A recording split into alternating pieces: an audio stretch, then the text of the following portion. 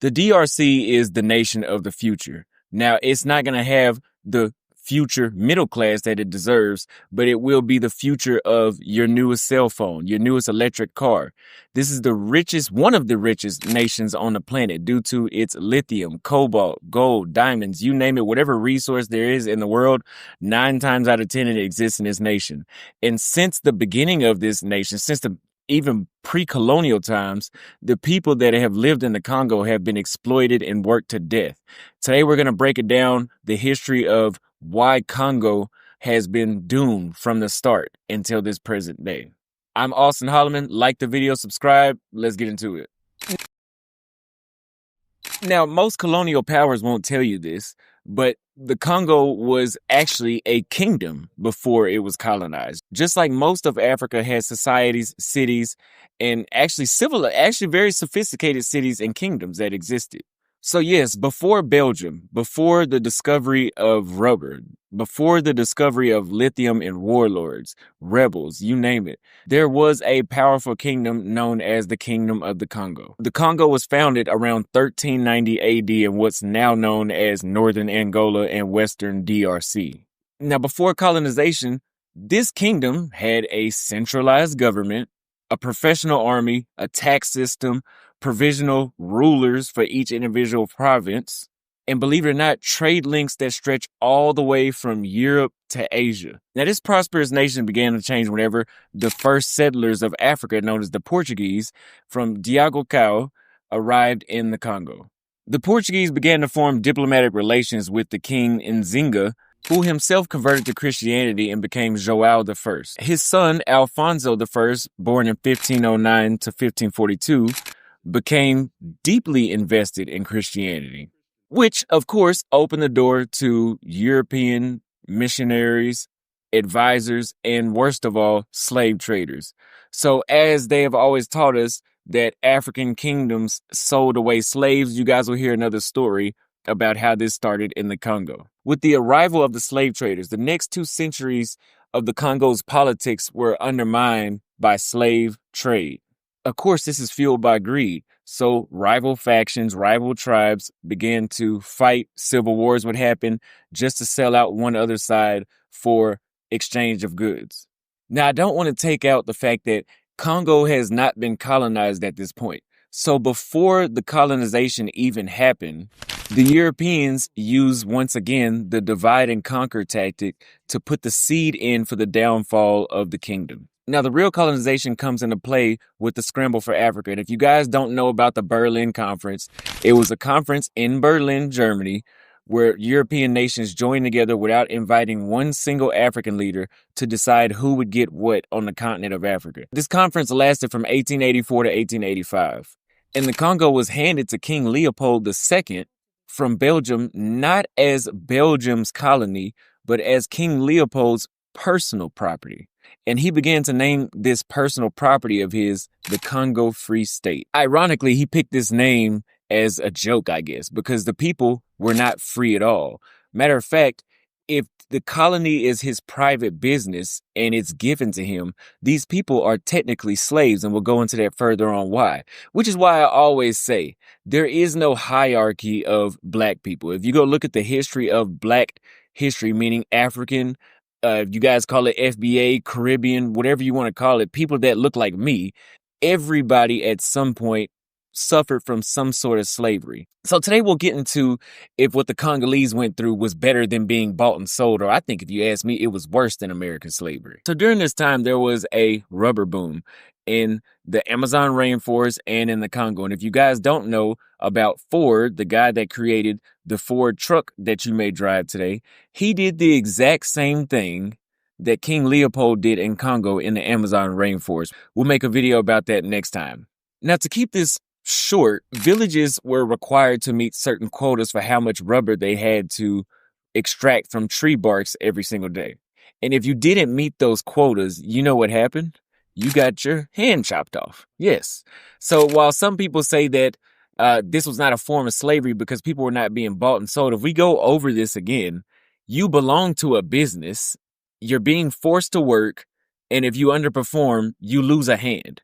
I think at least American slaves got to keep their hands. So let's stop the hierarchy of that. But we're not going to get into that today. I've already went off about that too many times. Not to mention entire families would be killed and villages would be burned. During King Leopold's reign in the Congo Free State, it's estimated that around 10 million native Congolese people died. At that time, which was half of the population. All for, once again, capitalism. Now, thanks to missionaries and journalists and the camera that existed at the time, this was not too long-lived because these journalists produced global outrage once the atrocities that were happening in the Congo Free State were exposed. Some of these journalists were Edmund Morel and George Williams. So in 1908, international pressure forced Belgium to annex the Congo, renaming it to the Belgian Congo. But we will find out that nothing really changes when this happens. So from 1908 to 1960, the Congo essentially gets a new name, a new flag, but it gets the same exploitation from the same people. There was no investment in education in the Congo. In 1960, only 17 Congolese people had a degree in a country of millions of people. Forced labor continued. Resources like copper, cobalt, and uranium, which was used to make the Hiroshima bomb, was also extracted. So believe it or not, a lot of stuff that you use on a daily basis and a lot of things that have been created to advance technology, whether if you want to call the atomic bomb an advancement of human technology, I do, because it stopped a world war and it's prevented many serious wars from happening again. All of that comes here from the continent of Africa. And you can see even today, infrastructure in the Congo is only built to serve mining routes, not the people. That being said, the Congo was never developed for the Congolese people. It was developed for Belgium to make billions of dollars while the locals were left with nothing, as they still are to this very day, which is the reason why rebel groups, consistent coups, and all the other unrest happens in that nation, making it one of the most dangerous places in the world to visit. So in 1960, a blessing finally happens in the Congo. The Congo becomes independent. But unfortunately, this may have seemed like a blessing, but nothing really changes. The first prime minister of the DRC was Patrice Lumumba, who was a revolutionary leader, which we will have a video on him on how he was taken out by the CIA. Within weeks of independence, chaos erupted again in the Congo. So the Katanga region is a mineral-rich region in the Congo. And since it was backed by Belgian companies and mining organizations, they tried to secede. And to help with this, the CIA in Belgium assisted in a coup. And in January 1961, Patrice was assassinated.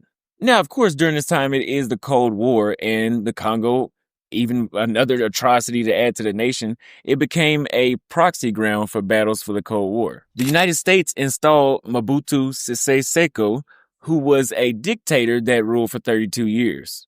And you may recognize this face. Now, it gets even worse for the Congo when he gets in office. Mobutu stole billions while the country fell apart, as it always has. And he changed the name of the Congo now to Zaire, and he still left nothing improving for the locals of the nation. From 1997 to 2003, we have what we know as Africa's World War, or in more specific, the Congo War. So as we know today, rebel leaders caused a lot of chaos inside the Congo. And the leader of Mobutu was ousted by a rebel leader known as Kabila. And the country collapsed into another war. Neighboring nations like Uganda, Rwanda, Zambia, Namibia, and Chad, and even more nations got involved to take control of the minerals during this chaotic time in the Congo. And once again, over 5 million people die, mostly from hunger and disease. Now, in the present day, Congo is still a rich country as far as what's under the ground. 70% of the world's cobalt is located in this nation. But instead of being able to play with the new iPhone, the child miners get to build the new iPhone, and some of them even die in the process of doing it. They don't get to go to school, and they don't have enough food to eat. And to this day, the eastern region of the Congo is still controlled by rebel leaders, and it's getting worse by the day. Foreign interests still controls the economy, such as European nations, and now China is now even involved. And the government does not have very much military control over the nation itself. So if we go through the history again, the Portuguese found the Congo.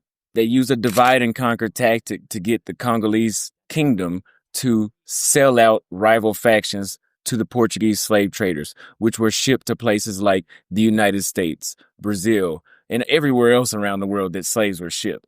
Then they gained independence, which was just held over to more puppets.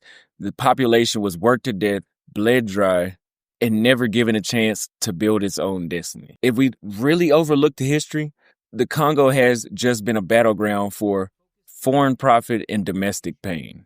And the future's not getting that much brighter. In 2025, we have the new electric vehicle phase that the world is going to. New computers will be developed, and these minerals are in the Congo. So, how much blood does it cost for you to live a comfortable life with your new iPhone, your new electric car, and your new camera? Leave a comment below. I'm Austin Holloman. I hope you guys enjoyed that. I know that may have been a depressing story. I love you guys. Leave a tip if you found it entertaining or informative, and I'll see you guys next time.